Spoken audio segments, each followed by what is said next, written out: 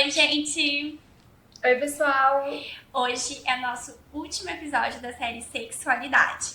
E o tema não podia ser diferente, que é relacionamento e a sua libido. O que o relacionamento impacta no seu desejo sexual? E para isso a gente trouxe uma super convidada que já participou com a gente aqui de outros episódios, que é a Tatiane Lanzer, psicóloga, terapeuta sexual também, que vai ajudar a gente a falar bastante sobre esse assunto. E ela é muito maravilhosa. A gente que acompanha ela há tanto tempo sabe o quanto ela é importante na vida dos pacientes dela, o quanto ela faz diferença nesses relacionamentos. E a gente tá muito feliz de você estar aqui antes da Maia nascer, que tá perto da Maia nascer. E obrigada por ter vindo. Obrigada pelo convite. Vocês duas são duas maravilhosas. É sempre uma satisfação para mim estar aqui junto com vocês. Olha, gente, tenham ela como terapeuta.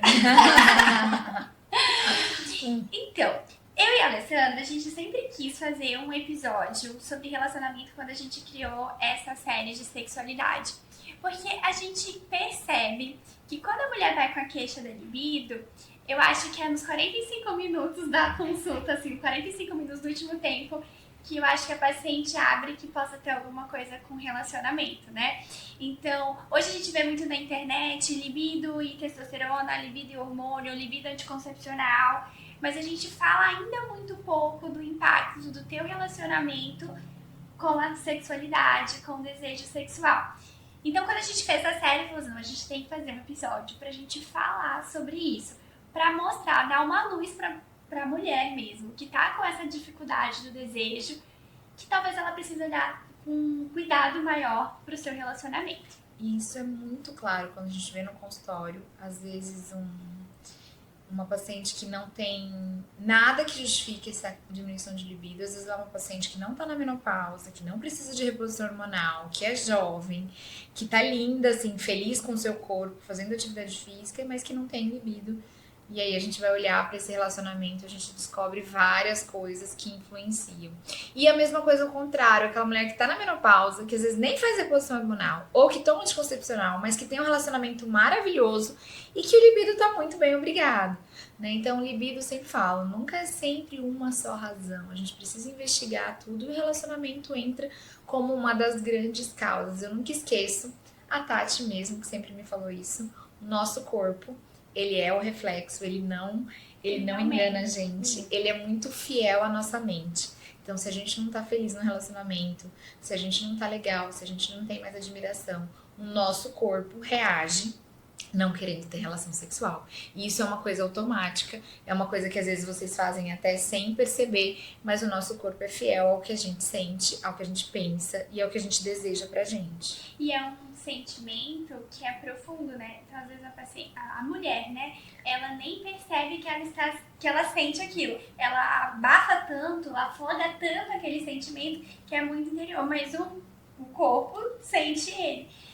E eu acho que às vezes é essa luz que eu quero trazer, né? Tipo assim, a gente precisa dar voz pra quem tá aqui dentro.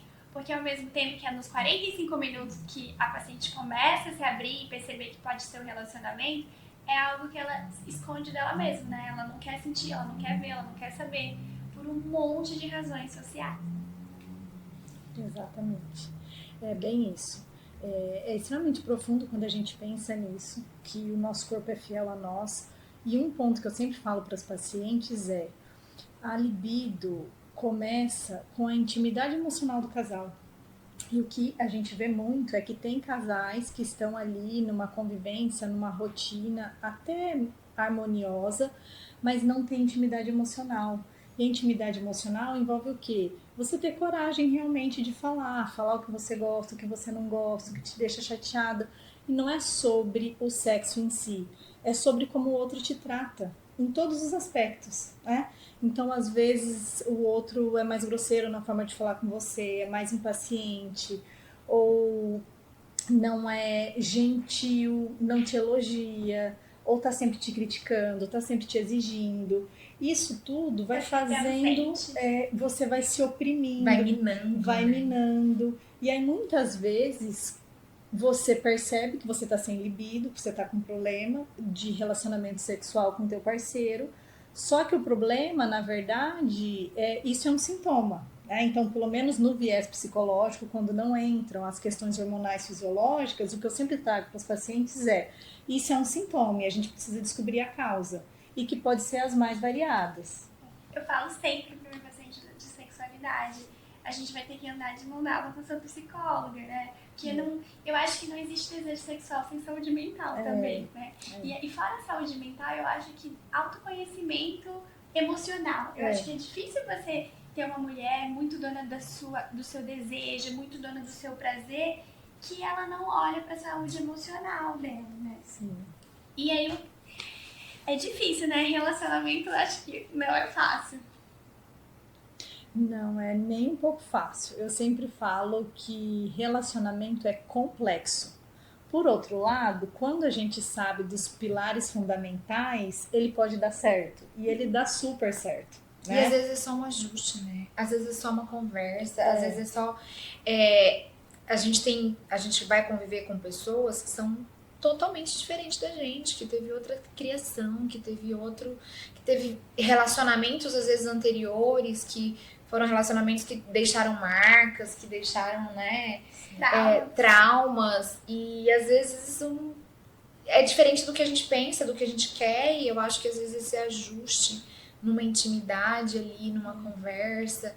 Às vezes eu pego o paciente e as pacientes falam assim, mas é que meu marido não faz preliminar, meu marido não faz sexo oral, meu marido... Mas você já falou pra ele que você quer? Mas você já mostrou pra ele como você quer? Você já apontou pra ele onde você quer que ele te toque, né? Então, às vezes, o que falta é esse ajuste ali. E o cara, às vezes, ele fica tímido também, pensando assim, eu não vou fazer porque ela vai pensar o quê?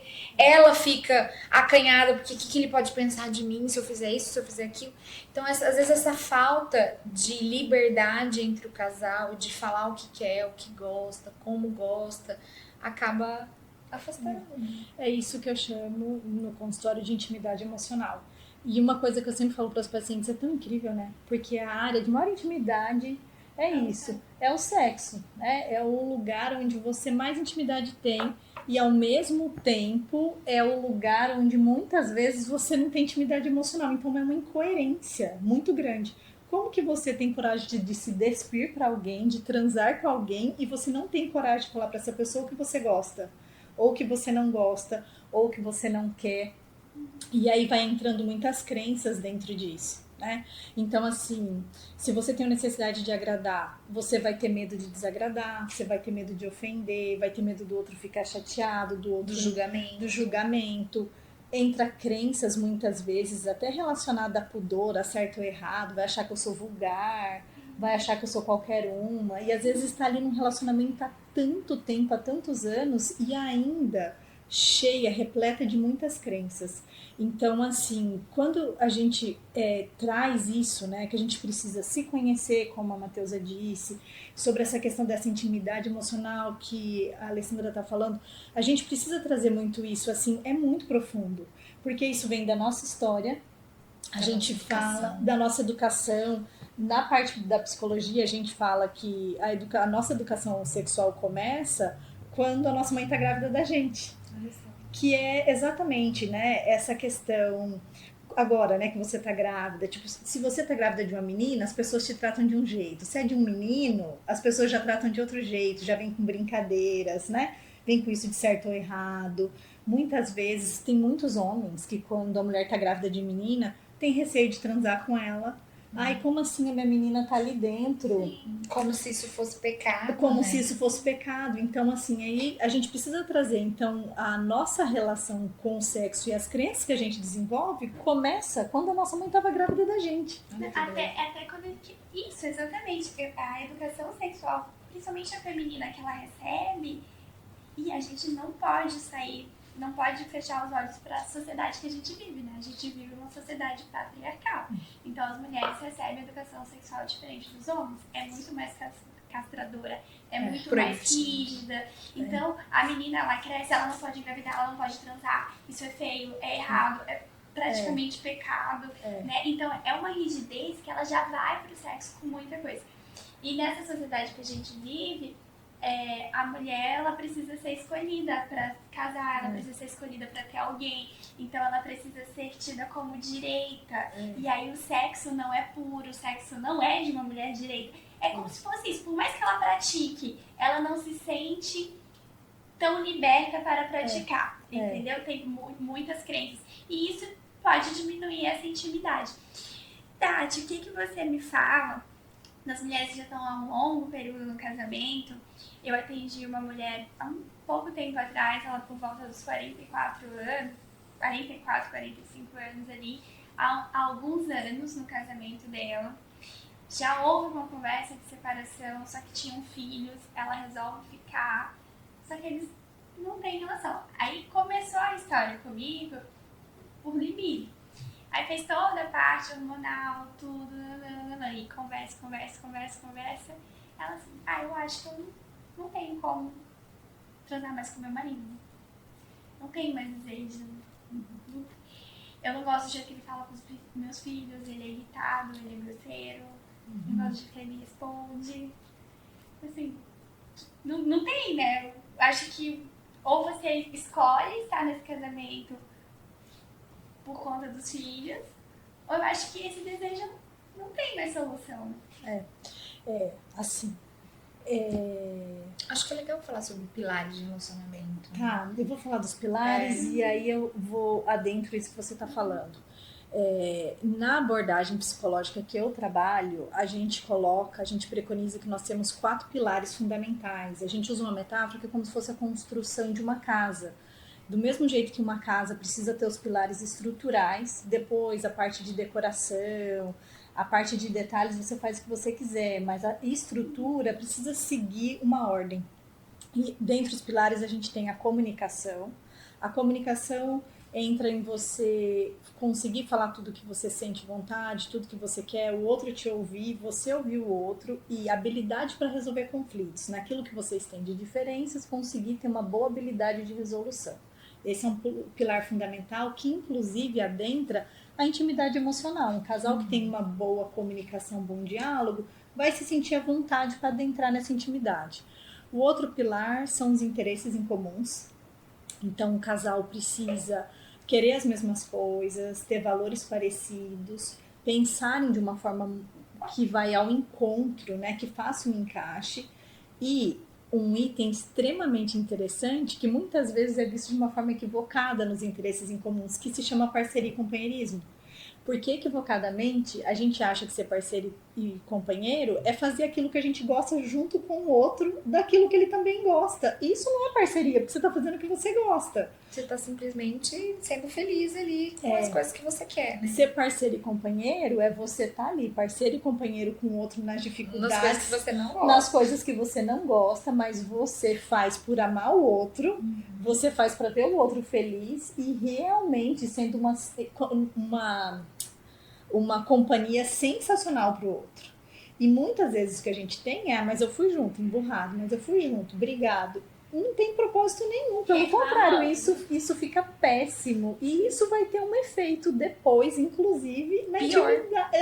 É melhor não ter ido. É melhor não ter ido. Do que ir e reclamar. Exatamente, e aí vira um caos. O terceiro pilar é planos em comum para o futuro. Um casal que não tem planos em comum também fica muito difícil. Eu acredito que vocês, isso chega também para vocês. Às vezes é uma mulher que não quer ter filho e o marido quer. É uma mulher que quer ter um filho ou mais um e o marido não quer. Uma achar que é importante comprar uma casa e o outro acha que é importante só viajar. Sabe? Então, coisas básicas da vida. Comprar um carro. Em vez de trocar, ir para um apartamento maior. Então, assim, ter planos em comum para o futuro, fazer essa fusão, porque daí realmente você sai da individualidade e constrói uma conjugalidade, é pensar como casal. E o quarto pilar, que é a parte afetiva sexual. Demonstração de afeto, carinho, que vem desde você andar de mão dada, de você expressar um carinho, o beijo, exatamente. E também a questão sexual, que tem a ver com ser satisfatória para os dois. né? Psicologicamente a gente não adentra muito em quantidade, não tem a ver com frequência e quantidade, tem a ver com ser satisfatório para os dois, né? Então, assim, esses são os pilares. E é muito interessante, porque quando eu pego alguém que está com problema nessa área afetiva, sexual, tem problema nos pilares. E aí, é só olhar os pilares. Sim, nesses outros, exatamente. E aí, adentrando o comentário que você fez dessa tua paciente, eu falo assim, é uma linha muito tênue, por quê? Se já teve desejo um dia, é claro que se for da vontade dos dois e os dois quiserem, tem como resgatar, porque um dia já teve desejo esse casal, um dia a vida sexual já foi boa, sabe? Um dia aquilo lá já valeu tanto a pena. Eles construíram uma família. Mas o que acontece? Pelo desgaste da rotina, do dia a dia, eu uso o termo saturação. Chega uma hora que um ou outro, os dois estão tão saturados que aquilo não vale mais a pena. E aí eles não têm verdadeiramente aquela dedicação que seria necessário para fazer dar certo. Porque quando a gente para pensar, quando a gente começa a namorar, quando a gente se interessa por alguém, a gente se dedica e investe bastante nisso. Se dedica em surpreender o outro, se dedica... É amoroso, mostrar o melhor lado. Exatamente. Em agradar. E quando você está saturado, você não faz nem questão, você não se esforça para isso. E isso vira um grande problema. Então, no caso da tua paciente, ela teria que querer, o marido teria que querer, porque precisa ser dos dois lados. E aí entra o que a gente estava falando um pouco antes, eu vejo muito isso no consultório, que tem mulheres que pelas crenças mesmo do ambiente onde ela cresceu, que a vida sexual não é importante, que aquilo não é relevante. E isso simplesmente fica como secundário. Então, para ela estar casada, com o pai perto dos filhos, ela ter essa estrutura é muito mais importante do que ela olhar para uma necessidade dela e que é vista como algo errado, ou como, né, ela vem desse ambiente. Então, assim, é um universo pessoal muito importante de saber realmente o que faz sentido, o que é importante para essa mulher.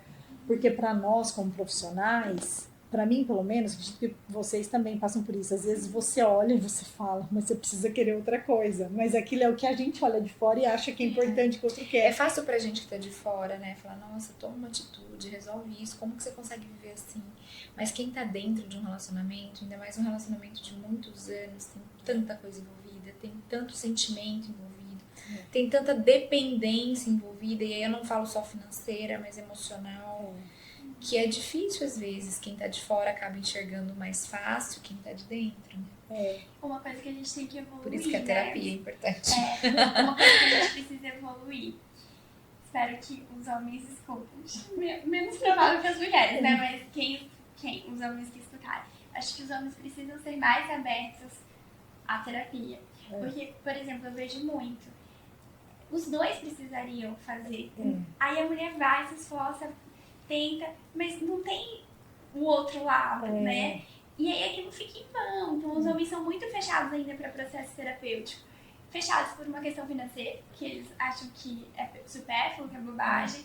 Fechados porque também na nossa educação o homem precisa ser muito forte, muito duro, ele não chora, ele é o homem da relação, ele é a pessoa...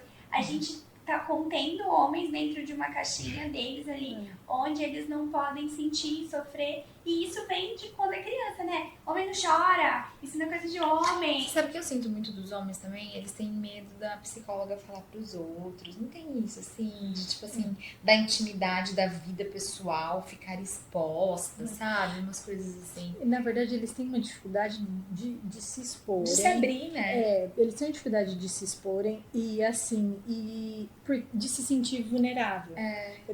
Tenho um paciente homem, assim, que eu tô atendendo há pouco tempo, né? E ele é advogado, ele falou assim, nossa, isso aqui é tão desconfortável para mim, porque eu sou contratado para resolver problemas e de repente eu tô tendo que ir em alguém para me ajudar a resolver os meus problemas que eu não consigo resolver, e é extremamente desagradável me sentir vulnerável, admitindo que eu tenho problemas e reconhecendo que eu preciso fazer algumas coisas para conseguir solucioná-los. Quando a gente adentra, principalmente se for uma questão sexual, mais ainda. Eles têm muita dificuldade, que é como se isso pegasse na masculinidade, na virilidade. Imagina se alguém ficar sabendo, né? Que eu tô falando sobre isso. Eu acho que... Eu nunca tive essa impressão que a Lê teve de assim, como que se outra pessoa ficar sabendo. provavelmente Não, tem marido de paciente minha que quer pegar psicóloga de outra cidade. Sim, com certeza, isso deve acontecer. Não quer pegar daqui de Cuiabá. Mas eu acho que existe muito da vulnerabilidade, assim. O homem tem muito medo de se sentir vulnerável. E isso vai de vários aspectos. Sim. E é uma coisa que eu gosto bastante de falar de educação sexual, tanto para meninas quanto para meninos. Os meninos também precisam deixar acessar. Quando você cresce, eles choram, criança chora, adolescente chora de amor, chora porque terminou. Só que os meninos, não, você já pega outra, vai pra outra, não sei o quê, não, para com isso. Então, eles são o tempo inteiro educados também. Aqui, eles não podem acessar. E aí eles crescem e não querem acessar esses lugares. Porque eu te falo, acessar lugar, o nosso profundo é difícil, viu? A gente fica muito vulnerável, a gente fica sensível, a gente é obrigada a olhar pra lugares que a gente não gostaria de olhar, para situações que a gente não olha normalmente, né? E eu acho que uma coisa, assim, que a gente precisa falar também sobre relacionamento é a questão da fidelidade, né? Porque quando existe uma traição, quando existe uma triangulação ali do relacionamento, isso também é um sintoma, né? De que algo não está bem, de que algo foi deixado de lado, que algum pilar ali também se quebrou e aconteceu essa triangulação. E aí, às vezes, a falta de libido vem de uma descoberta, poxa, meu marido me traiu, minha esposa me traiu, e aí eu não quero mais ter relação, mas ao mesmo tempo eu não consigo sair desse relacionamento. Então, tudo isso a gente tem que olhar pra ir com esse olhar também, né? É tão complexo. Gente, É muito. Eu tô aqui pensando, eu falei, meu Deus, É muito tem complexo. Gente, Porque às vezes a paciente vem me queixar de diminuição de libido, eu vou ver que ela descobriu que o marido dela traiu ela. E aí ela faz isso como se fosse uma punição. Ah, eu te perdoei, eu vou ficar num relacionamento por causa dos nossos filhos, ou porque eu te amo, enfim, mas ao mesmo tempo eu não quero transar com você. E aí é pior, porque daí você vai virando uma bola de neve. Mas é uma questão também, assim, ela quer ficar, eu amo meu marido, eu tenho uma família, meus filhos, eu perdoar por N situações que ela julga que poderia perdoar, mas eu acho que o corpo fala. Porque, gente, sério mesmo, você ser traído é uma dor, assim, que eu fico imaginando assim, você ser traído por uma pessoa que teoricamente não iria te trair, entende? Então, assim, lógico que é o eu profundo dela, ela tá magoada com a burro, entendeu? Não vai ter relação. Difícil. É difícil lidar com isso. Nossa, né? é muito difícil. E assim, cada Eles teriam que subtema sim, vira um universo tão profundo. Cada caso é um caso, como diz na medicina. Né? Exatamente, cada caso é um caso. Mas realmente, se a gente pensa nessa questão da traição, primeiro, que é muito difícil falar que tem pessoas que conseguem pôr um ponto final e seguir. E o que eu falo é, ok, traiu, quer continuar junto? Precisa resetar. O casamento, o relacionamento daquele jeito não estava bom, por isso não deu certo. Do mesmo jeito que eu escolho começar com uma outra pessoa, eu estou escolhendo começar com a mesma pessoa, com a proposta de que eu vou me comportar diferente, o outro vai se comportar diferente, e a gente vai seguir com um novo relacionamento, com uma nova história. O que não dá é para ter extensão da história anterior. Então pode ser resolvido isso, se tem esse raciocínio. Fui traída, me separei. Eu vou me relacionar com outro. Para eu acreditar que pode dar certo com outro, eu vou buscar usar como parâmetro que não deu certo no primeiro e aquela pessoa que está comigo também. Teoricamente é simples, é fazer isso no teu relacionamento, tá bom. A partir de agora você vem com outro formato, eu vou com outro formato, a gente constrói uma outra relação para fazer isso dar certo. O problema é que geralmente fica ressentimento, fica mágoa, fica raiva. E aí você vai tumultuando tudo isso, querendo continuar junto. E aí você segue numa relação que não fica boa. Tem uma coisa que é um tema meio tenso, até eu, assim, na minha formação, lá no início, 20 anos atrás, eu falava, vai, coisa horrorosa pensar assim. Mas que é quando a gente pensa em traição, porque tem que ter autorresponsabilidade dos dois lados. Tem traição, tem pontos a serem melhorados dos dois lados. Traição é um sintoma, não é causa para terminar um relacionamento. Agora eu tenho uma dúvida. Você acha que até a traição masculina também? Muitas vezes, assim, é claro que porque existe... eu acho que o homem é um pouco sem compromisso.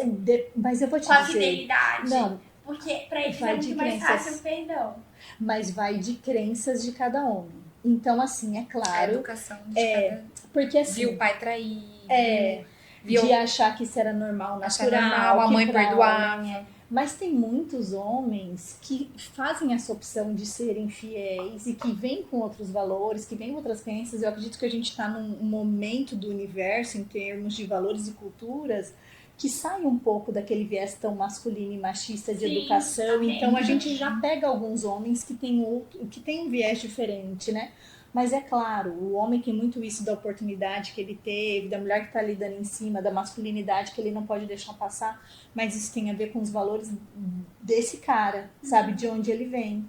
E tem caras que são sensacionais, que realmente não. Eu já tive pacientes homens de falar, eu vou me separar tipo namorando, porque ela quer casar. E eu tenho uma coisa que o dia que eu casar eu não vou trair, eu acho que eu tô novo pra isso. É uma mulher incrível, sensacional, mas eu vou deixar passar, porque o dia que eu escolher casar eu quero que seja pra sempre. Olha que sensacional. Não é? Então assim, tem caras sensacionais nesse sentido. Mas a gente precisa pensar assim, que tem um outro lado também, né?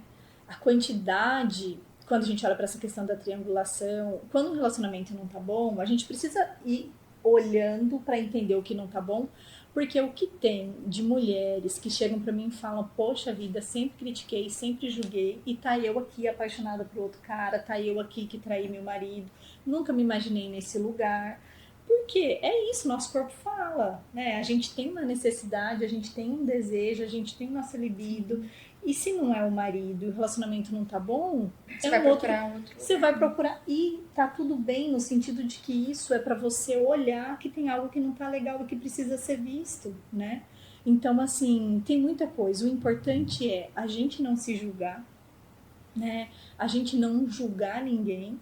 E a gente entender que tudo isso são nuances dessa complexidade que se chama relacionamento a dois, que verdadeiramente é muito complexo, né? Muito complexo.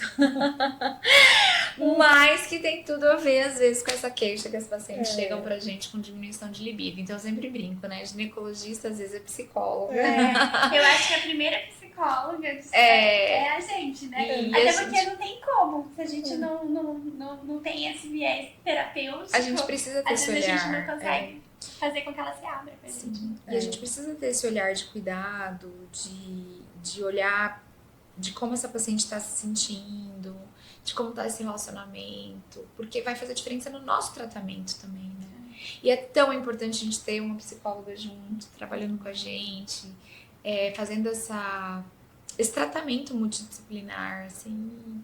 A gente tá ali, eu sempre falo para os pacientes, a gente não tá ali para dar palpite no relacionamento dela, ou falar que ela tem que fazer isso, ela tem que fazer aquilo. A gente só tá ali para fazer ela tentar enxergar uma solução pro que ela tá sentindo, pro que ela tá passando. E é ela enxergar, né? É enxergar. É ela enxergar.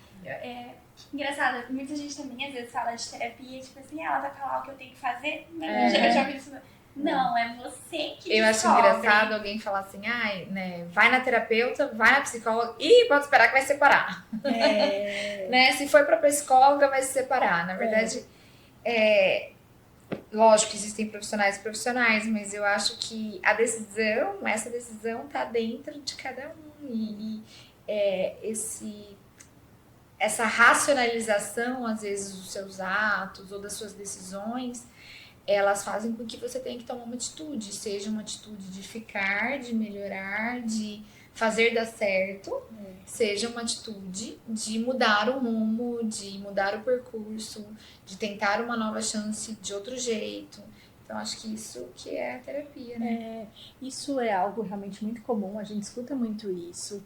E o que eu sempre falo é assim, a gente precisa entender que a gente tem uma cultura, tipo, não olhe pro problema, então é como se ele não existisse, né? O popular joga para baixo do tapete e você segue infeliz.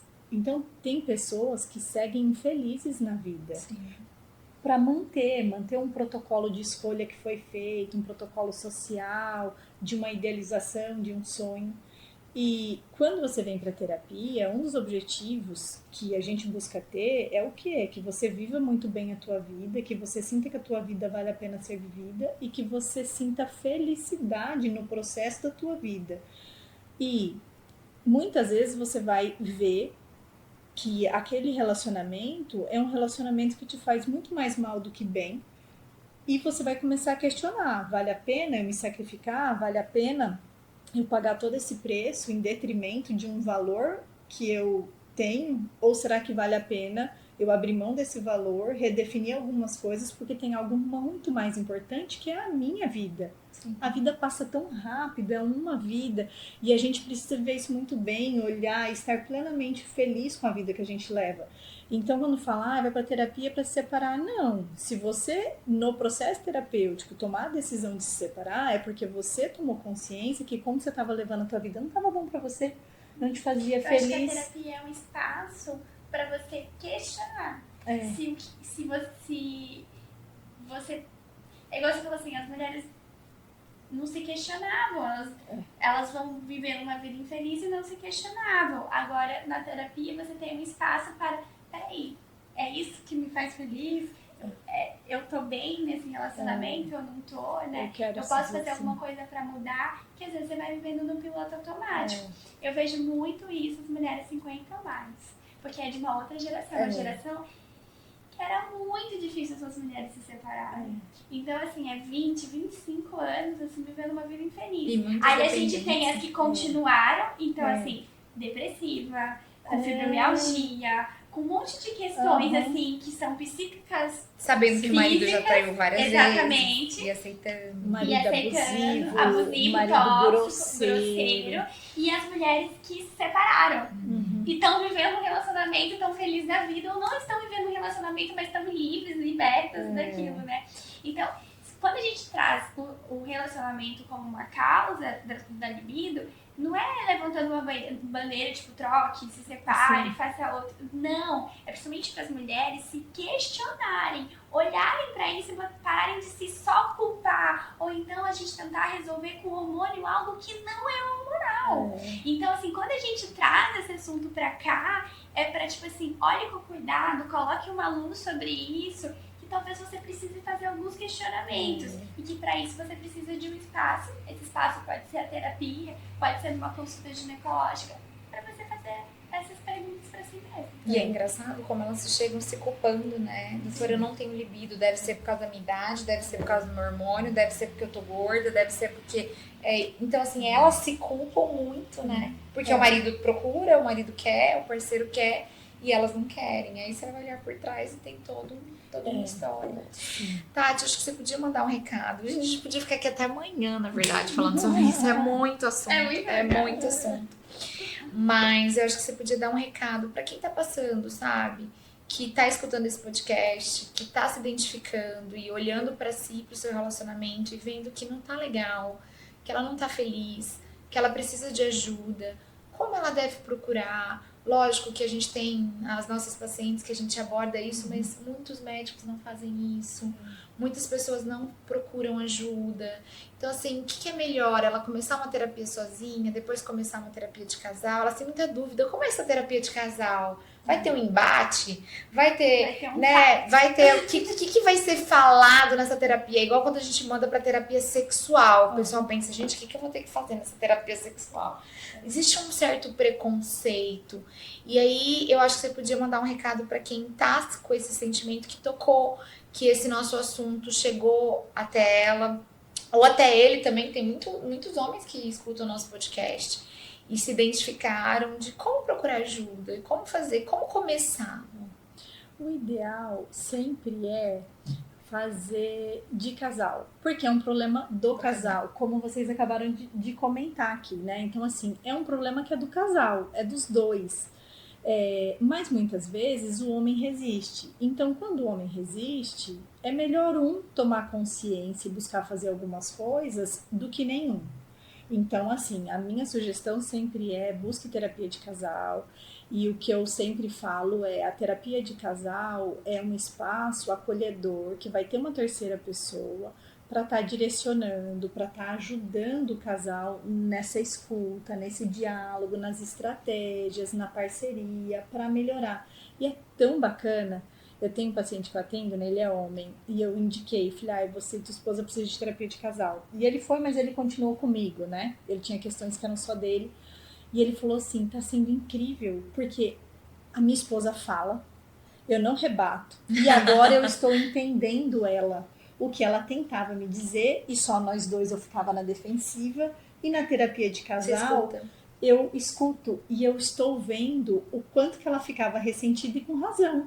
Então, assim, é sensacional quando o homem se disponibiliza a isso e ele realmente percebe. E aí, o que que acontece? Mas muitas vezes o homem resiste e tem muitas clientes que ficam meio que até irritadas. Ah, só eu que faço. A responsabilidade é só minha, só depende de mim. Não é isso, mas se você acredita no teu relacionamento e você acha que vale a pena, sim, faça você. Tem aquele ditado, quando não quer dois não briga, é como se fosse isso. Quando você começa a fazer, porque dentro de um relacionamento existe o que a gente chama de espelhamento. Eu tô irritado, o outro fica na defensiva. Eu sou mais amorosa e gentil, o outro fica mais acolhedor. Eu percebo que o outro foi mais paciente, naturalmente eu fico um pouco mais doce, né? O outro tá grosseiro, eu tenho uma tendência a ficar na defensiva. E quando eu estou num processo terapêutico, eu vou trabalhando essas questões, isso vai tendo um efeito no outro. E às vezes até mesmo de motivando o outro, né? Então, assim, não existe o protocolo, é só dessa forma. Então, se não vai os dois, não vai adiantar.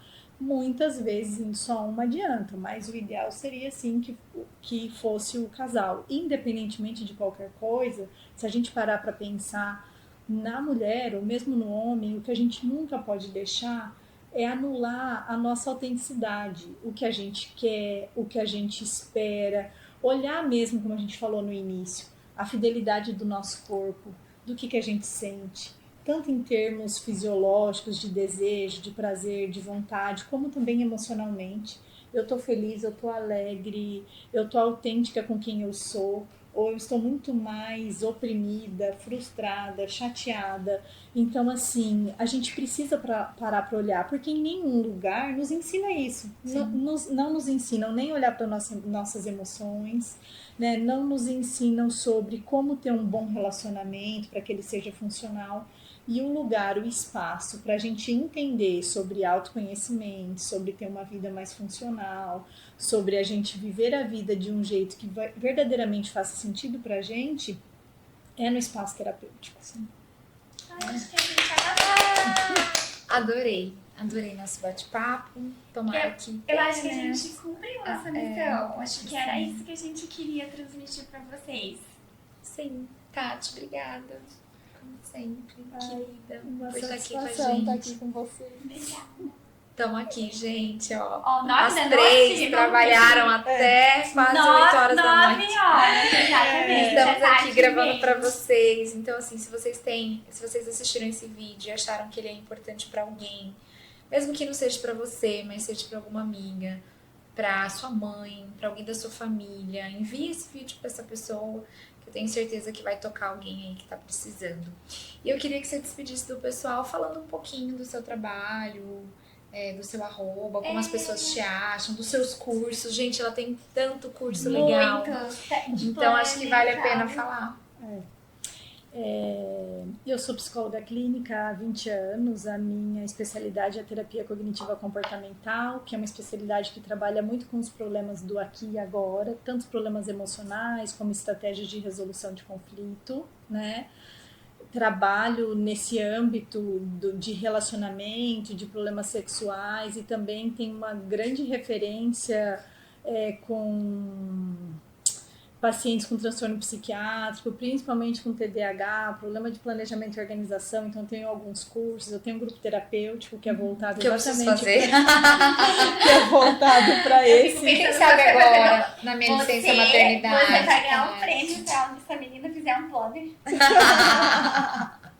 É um desafio, Eu tô hein? fazendo, sabe? Eu tô anotando muita coisa, porque grávida deixa ser esquecida. Se você não anotar, você Amiga, não vai te dar um faz. planner. Eu tenho um planner. Eu comprei quando a Tati pediu, eu vou comprar.